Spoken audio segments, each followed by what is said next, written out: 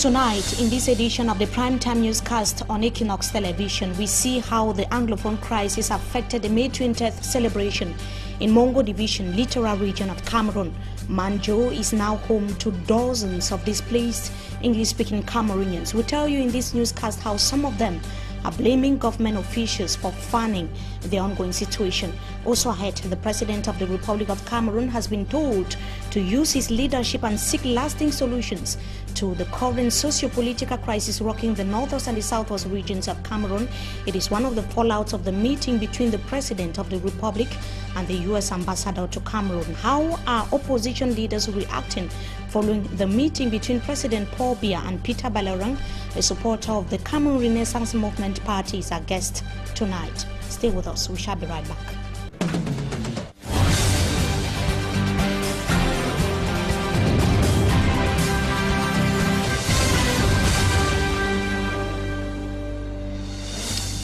Good evening to you, ladies and gentlemen. We welcome you back from the weekend. You're watching the Primetime Newscast on Equinox Television. As the Anglophone crisis deepens, many inhabitants of the southwest region of the country are now fleeing violence and seeking refuge in Manjo. Manjo is a locality in Mongo Division of the littoral region of Cameroon. Speaking to Equinox Television shortly after the May 20th National Day celebration in that part of the country, inhabitants of Manjo blamed some government officials for giving false information to the President of the Republic. Babila Jonathan compiled this report. The massive turnout at the Manjo ceremonial ground during the May 20 National Unity Day celebration speaks volumes of the increasing population of the subdivision and other parts of the Mongo division as a result of the influx of people fleeing violence in the crisis-stricken southwest region of Cameroon.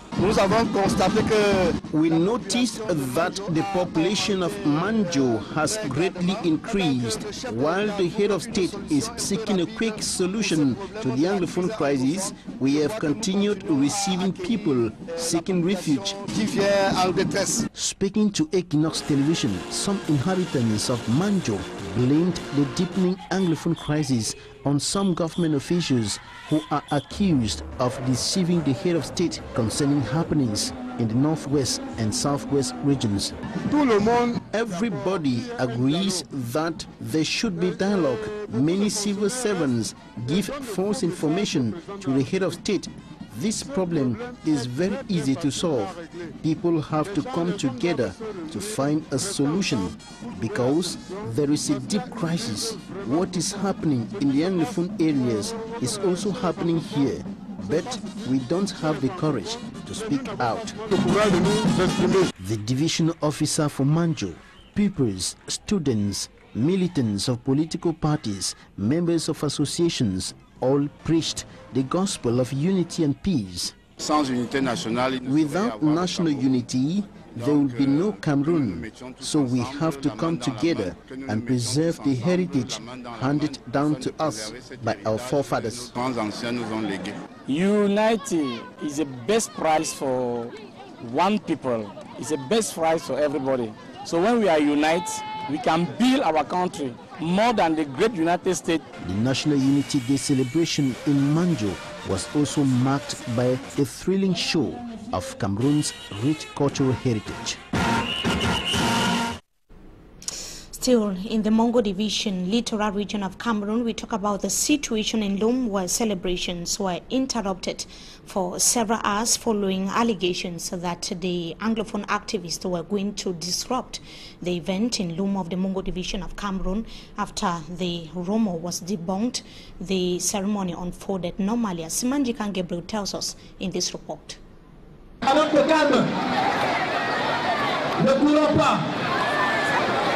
Panic grips the ceremonial grounds in Lom on May 20.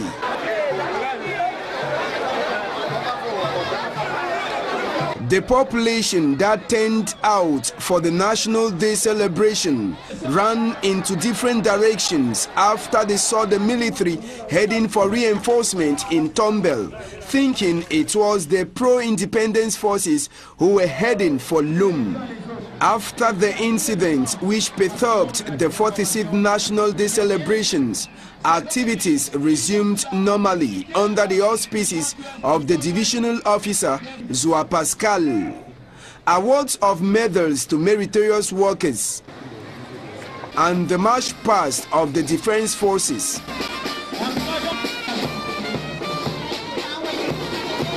Primary schools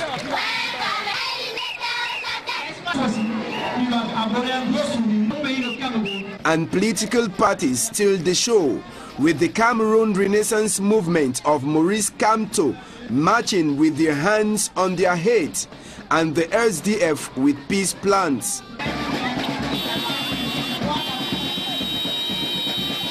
An SDF partisan says unity doesn't exist in the country. It's very wrong to talk today, say unity day for Cameroon. We make the march pass, we come only to fight, say unity turn back. I think they say that unity be again like for last time, if I say problem for Northwest and Southwest be solved. The divisional officer calls for peace. Nous devons tout faire pour rester unis. We have to do everything to be united for Cameroon to move ahead. We are passing through a difficult period. Minutes ago, we had a small fright.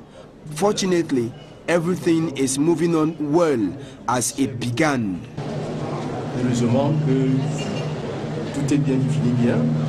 Apart from the Tombel fear factor, the event in Loom went on his free. And in Mondemba, chief town of Ndiang Division, southwest region of Cameroon, peace was the watchword. The turnout was, however, timid, as Derek Jato tells us in this report. Piracy, especially in the Bakassi area, was at the verge of being defeated. The Indian people say another nightmare is born. The security threat and destruction, which are products of the Anglophone crisis, are now living with them. It is 23rd May in Mondemba, the divisional headquarters, and the people have come out for the celebration of the National Day, and with them, messages of peace buried in their songs. We pray for peace and love to reign in our land, for Cameroon is blessing, natural resources. Even when Mr. Fowan Lawrence, the senior divisional officer from Jan Division, stepped up to the dancers, he was given another peace message, this time by handing him a peace plan.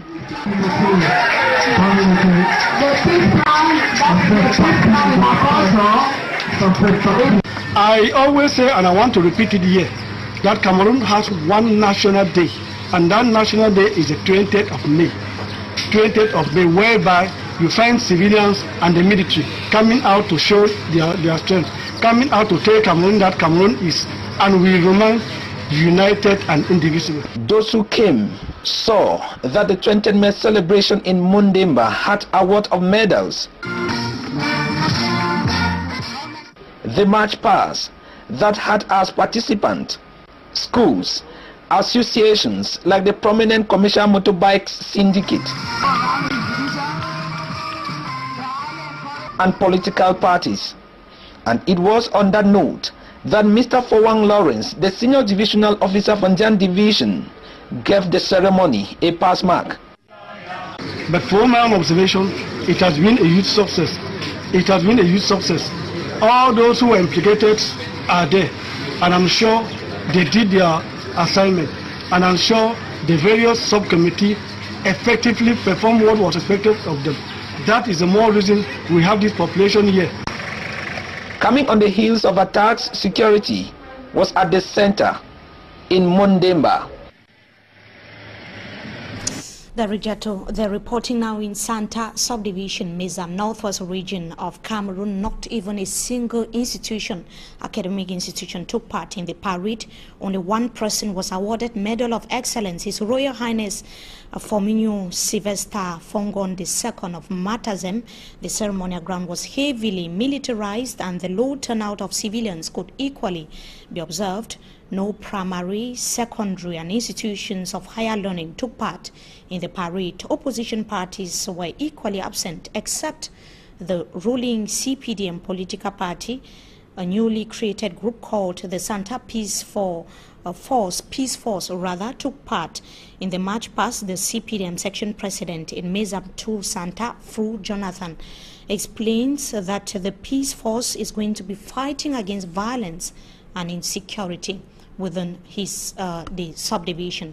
We are going to be having the excerpts of the divisional officer for Santa subdivision, as well as the section president of the CPDM political party in Santa. They were speaking to Stella in Bamenda.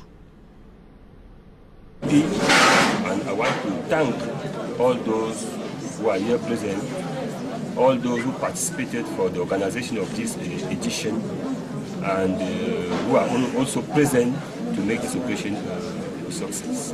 The message of unity, according to what our head of state is, Excellency Columbia, is waiting from us, to live in peace, so that even if you know the context we are facing now, you should not permit the people to behave like we are in war. We should develop the attitude of peace in our subdivision, so that Santa subdivision should continue to maintain its the good relationship between the population. Where the people of Santa have come out massively, the youth, the women, the men, have come out to celebrate because it's our National Day. In spite of the crisis, because we are all very worried that we are celebrating in an atmosphere of crisis where some of our brothers are languishing on the hills, are suffering. In fact, we still feel that we have to celebrate because it's our National Day. We've come out massively to say we support peace. And we've made it a special event by coming up with an innovation, which is the Santa Peace Force. The youths of Santa have come out massively and organized themselves in a peace army to defend peace in Santa, to defend any violence, to defend any destruction, any killing in Santa. We want peace to reign. The youth of Santa and the population say they stand behind the President of the Republic, President Paul Biya, whose vision they all by whom we adhere to. And on updates in the two English-speaking regions of Cameroon, the Assistant Senior Divisional Officer in Lebialem was picked up several hours before the 20th of May celebration in the country that took place on the 19th of May 2018.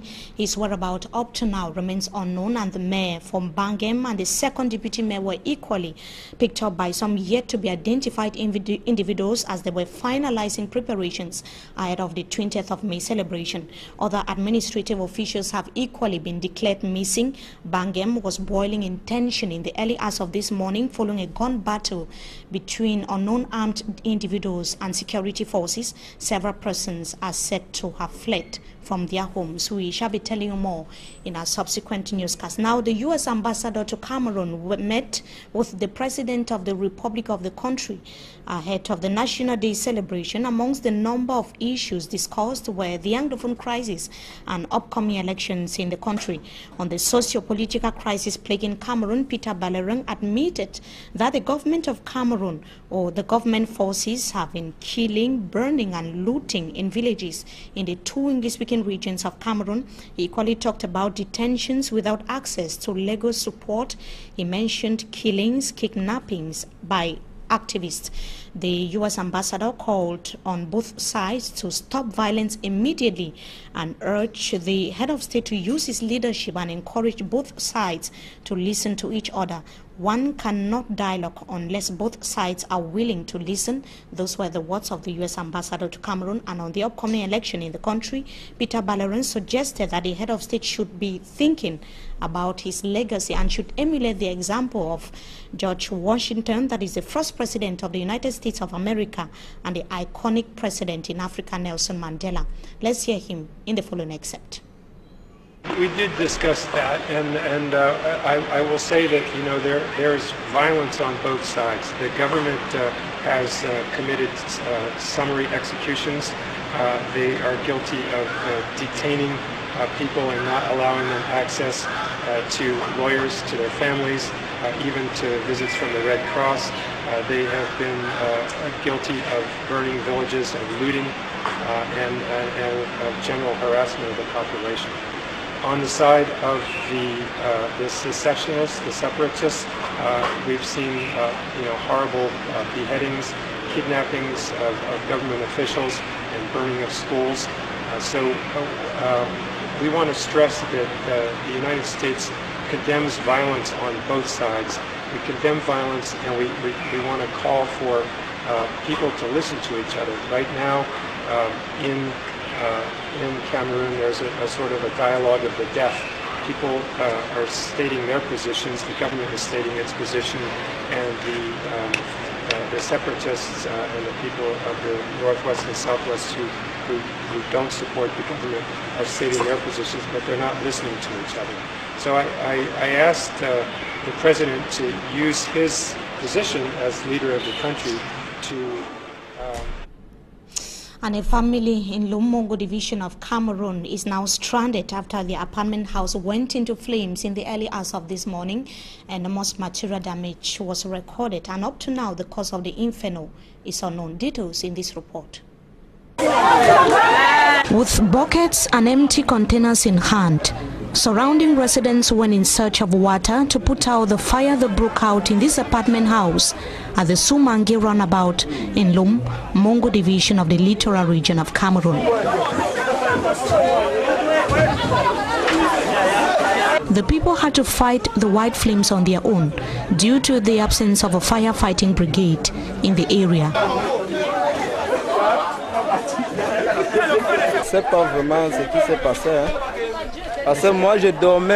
The fire disaster, as one of the occupants of the house explains, broke out at 8 a.m. when some of them were still asleep.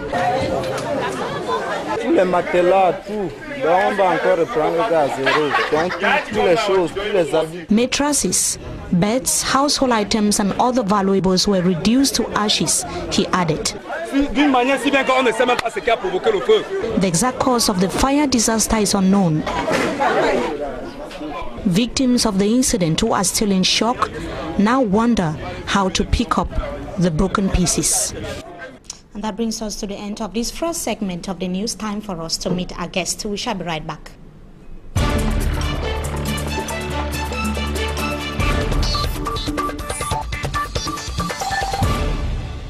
Once again, good evening to you, ladies and gentlemen. We welcome you to join us in this second segment of the news. We are going to be having as guest the first Vice President of the Women's Wing of the Cameroon Renaissance Movement, Ms. Michèle NDOKI. Good evening to you. Thank you so much for your time. Good evening. Thank you. Thank you. We would begin right away with the May 20th celebration. We have been talking about the action that was undertaken by the Cameroon Renaissance Movement across the national territory. Yes. You were, of course, in Yaoundé yesterday, and possibly some of your party supporters or comrades took part in the parade at the May 20th Boulevard.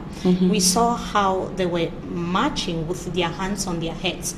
Was it a planned move or it was just spontaneous? It was a planned move, and it was a decision taken among us because we wanted to tell our compatriots in the northern province, in the far north province, in Adamawa, in the northwest, southwest provinces, and in the east province, that we were having them in our hearts.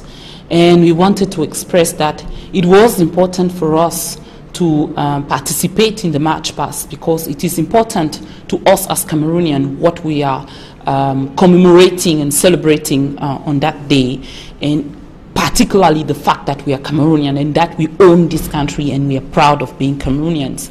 But at the same time, we could not ignore the fact that something very, very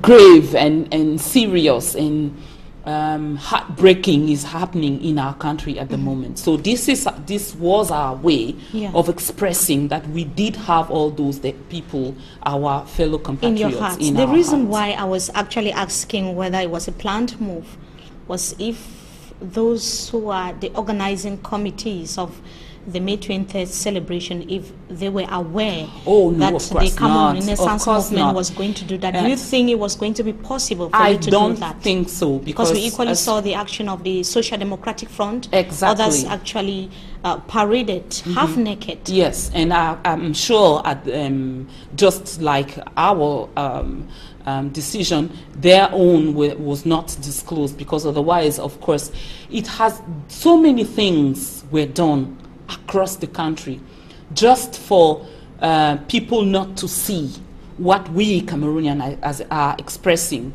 As members of CRM, as members of other parties, telephones were confiscated, people were sent away from the parade. I was in Douala, and in Douala only, I think at least 200 people were sent away because they were not allowed to take pictures in a public arena where we knew this was broadcasted on television. You would struggle to understand why we would be prevented from and especially on the National Unity Day. And especially on the National Unity Day. And we have one of our comrades who was arrested because he had a drone and he was taking pictures because he was happy to see so many Cameroonians gathered in a place to celebrate our nation. So, of course, in that case, if we had told on top of that to the organizers that we were going to express our solidarity towards our compatriots in the northwest and southwest and in the other regions of Cameroon, it would have been impossible to participate to this. So, I want to seize that opportunity to thank our comrades and our compatriots around the country who decided to show a sign of solidarity and ownership of what is happening in our country today. And especially, I have a special thought for those of the CRM who marched in Bamenda, because you can imagine it was a challenge at that time. We've just heard what was happening in those regions on the 20th of May. So it was a very brave sign of solidarity and of sense of the unity. And we would love to see that coming from the government. Unfortunately, we are still not there. Many people might be asking or could be curious that what is the impact of such a move from the CRM and other opposition political parties?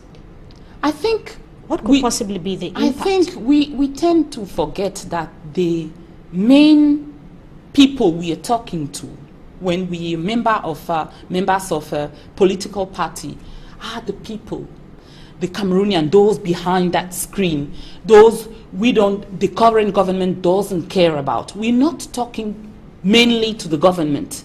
Of course, we have a different view on how this country should be run, but we are not saying that to the government. We are saying that to our people. That is saying that in this kind of occasion, we have the opportunity to remind our people that there is an alternative. There's another way to shape the destiny of this country, and we represent that alternative. So we need to show them how strong we are, young we are, how determined we are, and how enthusiastic we are to bring about that vision of the Cameroon that we should have and that we deserve. We saw how it took place, like you said, in a chaotic atmosphere. The atmosphere was rather tense in the northwest and the southwest regions of Cameroon. What would be your evaluation of how the events unfolded between yesterday and the early hours of this morning that we've been hearing of gunshots and the country celebrating national unity in the midst of gunshots, brutality and fightings? What do you have to say about that? I do understand why some of the parties like CPP decided not to take part in that, because it was showing care for our comrades or our compatriots who are dying at the moment in southwest and northwest in particular. At the same time, I think what we need, those of us who are still there, those of us who are still alive, or those of us who still hope in the future, we need to have those signs of hope.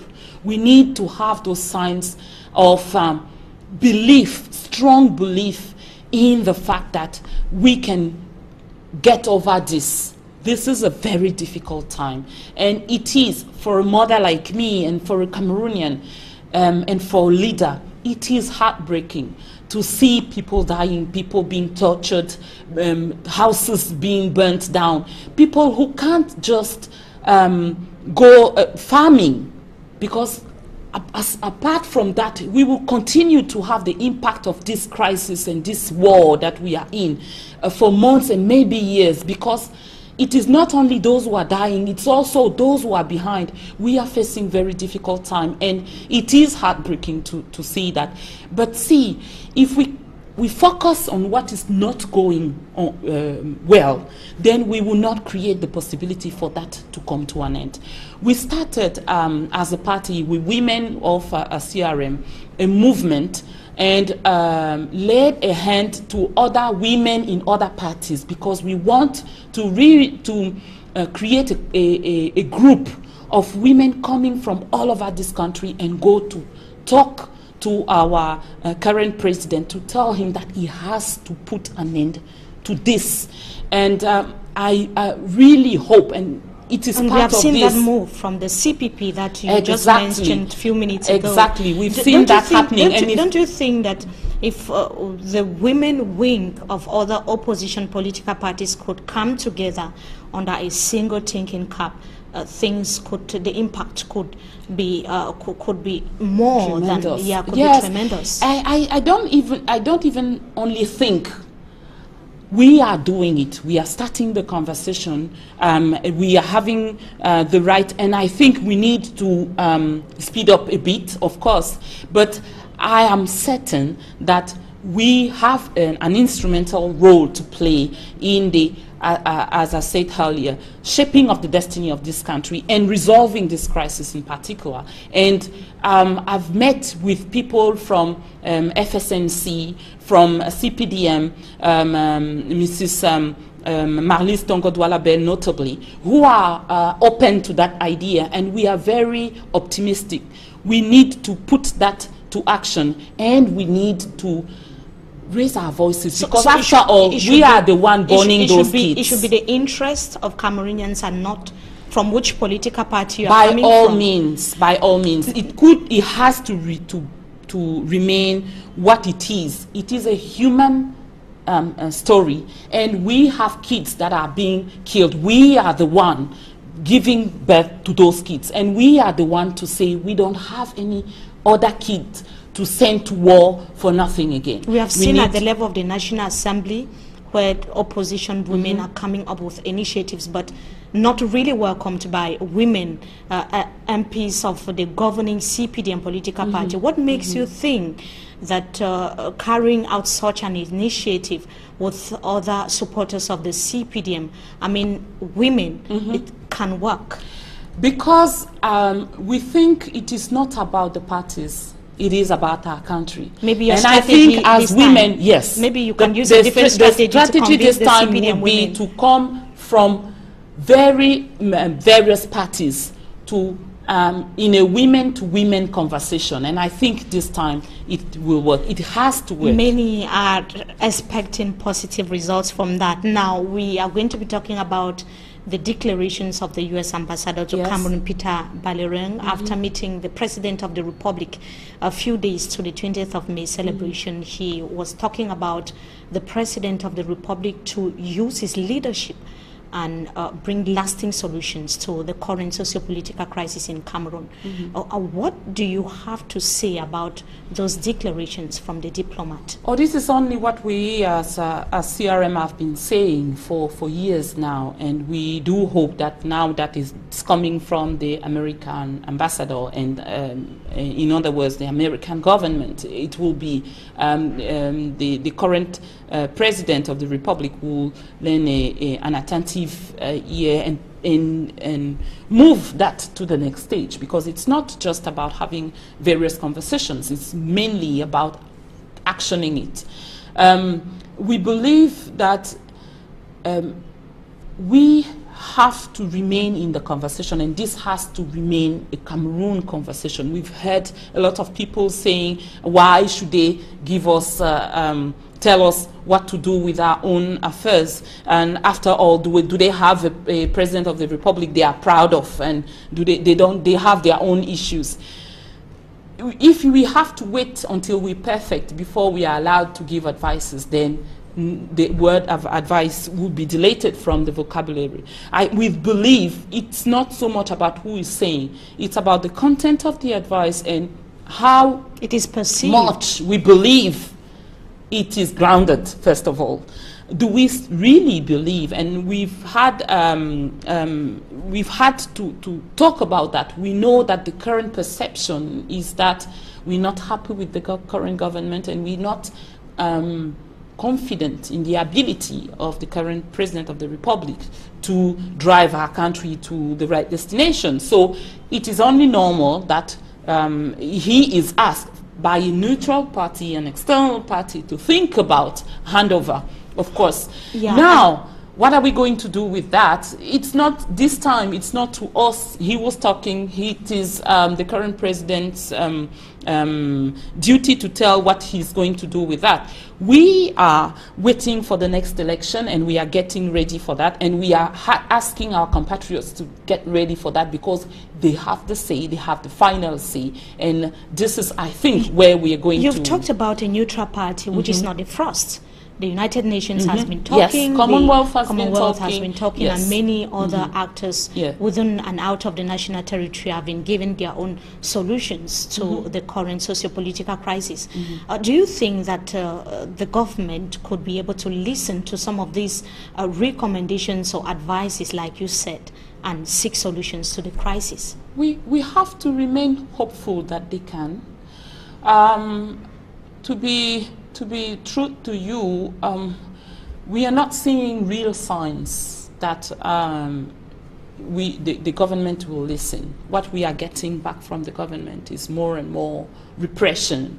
Remember that General Melingi, who was in charge of the army in Southwest, was recently replaced by one of his colonels. So, and we've not had explanation as to why.